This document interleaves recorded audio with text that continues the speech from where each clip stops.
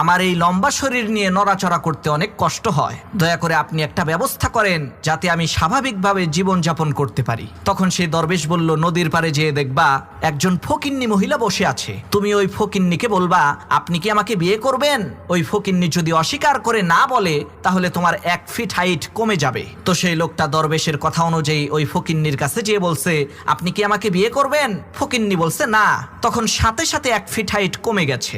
লোকটা চিন্তা করলো 8 ফিট লম্বা, এটাও তো কম না, আর একটু খাটো হইলে ভালো হবে। সে আবার ওই ফকিন্নি মহিলাকে বলছে, আপনি কি আমার সাথে বিবাহ বন্ধনে আবদ্ধ হবেন।